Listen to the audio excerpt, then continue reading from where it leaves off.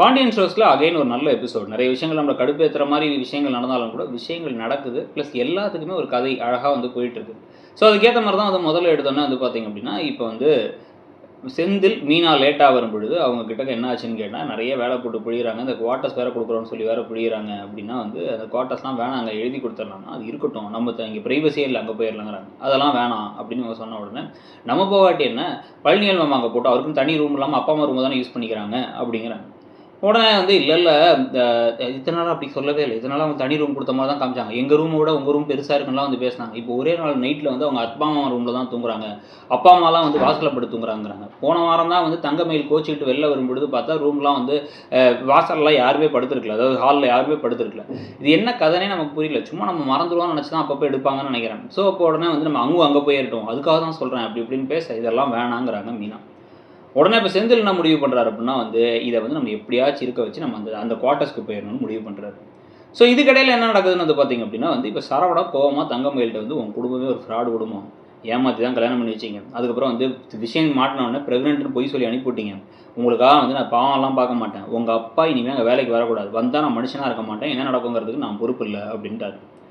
இதுக்கிடையில் தான் வந்து பார்த்தீங்கன்னா, அடுத்த நாள் காலையில் இப்போ செந்தில் என்ன பண்ணுறாரு, நேராக கிளம்பி அவங்க மாமனார் மாமியார் வீட்டுக்கு போயிட்டு, மீனா வந்து குவார்ட்டர்ஸ் வேணாங்கிறா, இன்னும் தேவையில்ல அவளுக்குன்னா எனக்கு தேவை, அவங்கெல்லாம் நல்லா தான் இருக்காங்க என் குடும்பத்தை, இருந்தாலும் நான் கொஞ்சம் ப்ரைவசி வேணும், தனியாக இருக்கணும்னு நினைக்கிறேன், அவள் என்ன வரமாட்டேங்கிறா, அவள்கிட்ட கொஞ்சம் பேசி புரிய வைங்கன்னு சொல்லிட்டு போகிறாரு. தேவையில்லாத வேலைகள் பண்ணிக்கிட்டே இருக்காரு செந்தில், இப்படி கிரைம் ரேட் கூடிக்கிட்டே போகுது.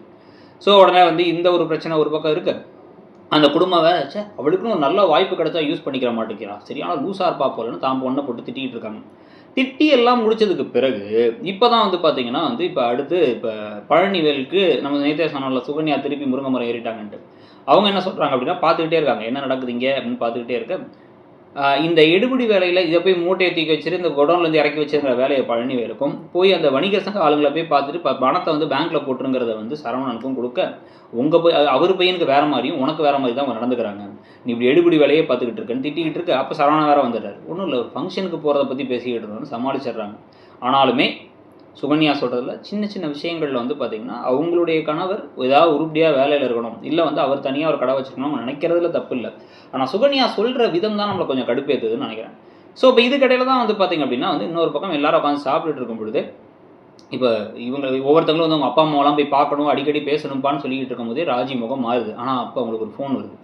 எடுத்து பேசி டக்குன்னு வந்து பார்த்தா ஒரு புக்கிங்க்கு வந்து காஸ்ட்டெல்லாம் அனுப்பிட்டு டக்குன்னு ஒரு டிரைவர்கிட்ட பேசி டிரைவர் அனுப்பிவிட்டு சூப்பராக வேலையை கற்றுட்டு டக்குன்னு வேலையை செஞ்சுட்டு காலேஜ் கிளம்புறாங்க. இவங்க இன்னும் காலேஜ் படிக்கிறாங்களா, அவனுக்கு அதுவே ஒரு குழப்பமாக இருக்குது வேறு. அவங்க முடிச்சுட்டாங்கன்னு நினச்சிட்டு இருந்தேன் நான். அப்போ கதிர் வந்து ஒரு வருஷம் பெரியவர் அப்படின்னா, அப்புறம் அரசி வந்து இவங்களுக்கு ஒரு வருஷம் சின்னவங்களா அப்படிங்கிற கேள்வி டக்குன்னு நான் கொஞ்சம் மறந்துட்டேன்னு நினைக்கிறேன். அதனால தான் இப்போ இது செட் பண்ணிக்க வேண்டியது இருக்குது. ஸோ இப்போ அடுத்து என்ன ஆகுது அப்படின்னு வந்து பார்த்தீங்கன்னா, ராஜி இப்போ இவங்க இவ்வளோ சூப்பராக வந்து பிஸ்னஸை பார்த்துக்கிறத பார்த்து பெருமைப்படுறாரு பாண்டியன்.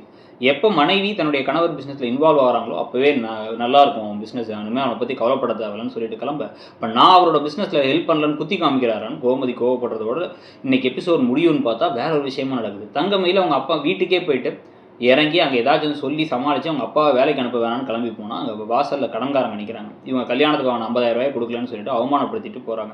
ஸோ இப்போ தங்கமயில் வேறு வழி இல்லாமல் அப்பாவை வேலைக்கு போகணும்னு சொல்லி சொன்னாலும் இப்போ சரவணன் என்ன பண்ண போகிறாரு, இவங்க அப்பா போய் அங்கே என்னென்ன பிரச்சனைகள் பண்ண போகிறாருங்கிறத பார்க்கலாம். அதை பற்றி நீங்கள் என்ன நினைக்கிறீங்கிறத சொல்லுங்கள். தேங்க்யூ.